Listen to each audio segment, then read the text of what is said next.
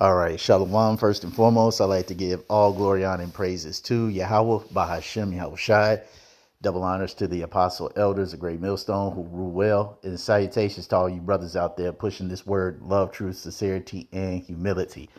Once again, it's the brother Shai there from the Chicago camp. Coming back to you with what I hope is another quick and edifying sit down. And as you all may have known, okay, Illinois, especially Chicago, had a bout with a dust storm. Now I can tell you that this year I'll be 45 years old, and never in my life have I seen a dust cloud just sweep over the entire city. All right, I was camping with the Evanston brothers last week. All right, and as we were camping, we saw the cloud coming from the north to the south, and we was just like, well, damn, what the hell are we gonna do? And I was like, man, the Lord got us. Let's just camp. Let's just preach this word. And even as we were preaching, brothers were starting to scratch their eyes, and their camera, the screens on their phones were getting dirty, and even I was complaining, like, man, it feels like I got like this, like dirt in my mouth. You know, I mean, it was one of those things that I've never experienced in my entire life, and it's just one of those things where you can tell that the Lord is really doing something here in Egypt, aka Babylon the snake, also known as America. So we're gonna let this video play and we'll get some scripture. There's right there in front of us. I see. Oh my God. A blinding dust storm along Interstate 55 in rural Illinois, causing a deadly pileup. There are multiple injuries, multiple vehicles. Authorities say excessive winds blew around dirt from nearby farm fields, leading to zero visibility on the roadway. The crashes occurred within a 2-mile stretch from roughly milepost 76 to milepost 78. The terrifying ordeal happened in an instant, killing 6 people and injuring more than 30.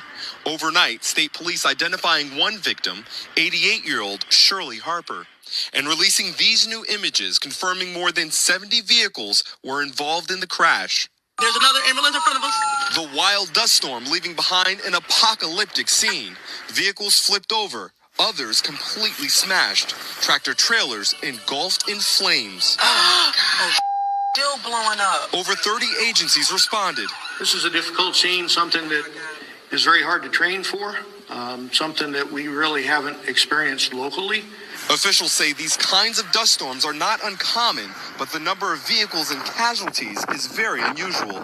I got lucky. I didn't get crushed. I could have been. Nathan Cormier was able to drive away safely before getting out to help others. I pulled off to the left side here and got out, started going to different cars and make sure, because there was cars all over the median and on the other side of the road, everywhere. In a statement, Illinois' governor calling the fatal scene horrific. My heart goes out to anybody that found themselves involved in this particular situation. My heart goes out to them. Truly scary images there. State police say those hospitalized range from ages 2 all the way up to 80. We know at least one person was airlifted from the scene, and their injuries are described as everything from minor all the way up to life-threatening. Savannah? All right, what a tragedy. This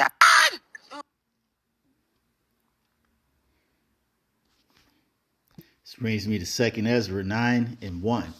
It says, He answered me then and said, Measure thou the time diligently in itself, and when thou seest part of the signs pass, which I have told thee before, then shalt thou understand that is the very same time wherein the highest will begin to visit the world which he made.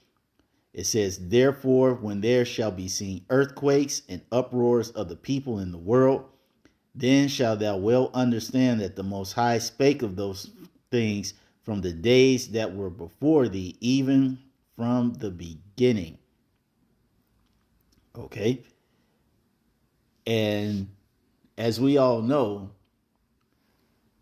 the Lord is judging Babylon, the snake. All right. As the scripture says, because its sins have reached to the heavens.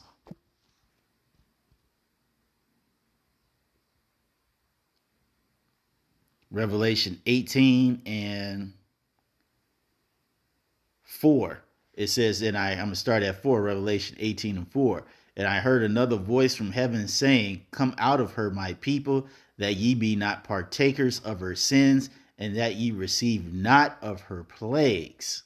For her sins have reached unto heaven, and God hath remembered her iniquities. Right. This is why you're seeing all these natural disasters and these unusual weather phenomena taking place all over the world, especially here in Babylon the Snake. As I said before, I'm 44 years old and never have I been in a dust storm. When you read the comment section in many of these videos, people are just like, where the hell did all this come from? All right. And some people rationalize it as, well, you know, the dust from the farm areas came up. And I'm like, okay, yeah, let's say that is true. How do you explain that it covering an entire city as big as Chicago, the northern portion of Illinois? How do you explain that? Like I said, we were up north by Howard in the Red Line preaching when the dust storm came over. How do you explain that? It's all the working of the Lord. And in that dust storm, as you saw from the video, the Lord put judgment out on people. This is all the Lord's doing, as the scripture says.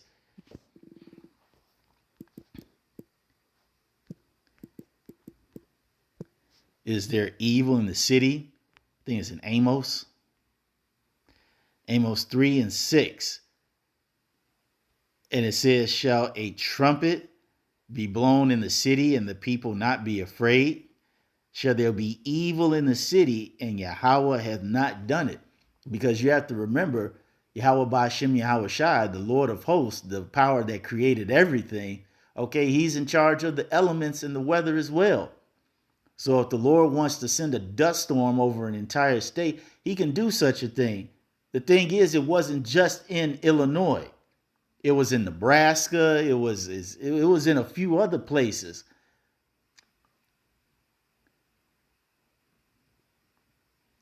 I mean, places where it's just like, how is all this taking place? How is all this dust just coming from so-called nowhere and completely engulfing mass sections of land?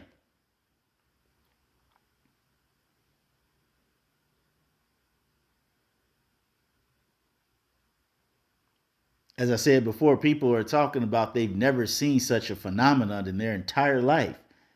And I'm telling you, I'll be 45 this year. And I've never seen such a thing. Which leads me to believe, hey, it's the Lord of hosts doing this. Because it's judgment. Just as the scripture says there's nothing new under the sun. Hey, this dust storm is merely another display of the Lord's power. Because just as the sins of Egypt back in the day reached to the heavens, and the Lord said it's time for Israel to get up on out of here. Hey, we're back in the modern day Egypt, and the Lord is flexing his muscle because once again the sins have reached up to the heaven, and it's time for us to get up on out of here. Because you have to remember, the Lord did wonderful plagues back in the time of the Exodus. Let's get some of these things.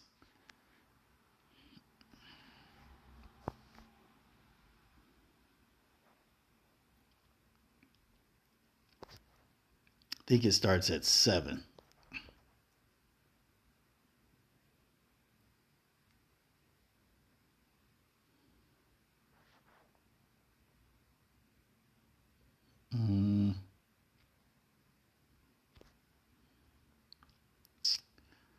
There's one I want to get. in particular. Hold on for one moment. All right, I'm going to read two of them. Two things that the Lord did wonderfully. Exodus 9 and 22. It says, and Yahweh said unto Moses, stretch forth thy hand toward heaven, that there may be hail in all the land of Egypt upon man and upon beast and upon every herb of the field throughout the land of Egypt. And Moses stretched forth his rod toward heaven, and Yahweh sent thunder and hail and fire rain along upon the ground, and Yahweh rained hail upon the land of Egypt. So there was hail and fire mingled with the hail, very grievous, such as there was none like it in all the land of Egypt since it became a nation. And it goes into how the hail destroyed many things. Okay, and then we're going to go to Exodus 10 and 3. And it says, and Moses and Aaron came unto Pharaoh and said unto him, thus saith Yahweh, power of the Hebrews, how long wilt thou refuse to humble thyself before me? Let my people go, that they may serve me. Else, if thou refuse to let my people go, behold, tomorrow will I bring the locusts into thy coast. And they shall cover the face of the earth, that one cannot be able to see the earth, and they shall eat the residue of that which is escaped, which remaineth unto you from the hail, and shall eat every tree which groweth for you out of the field. Okay, and we're going to scroll down.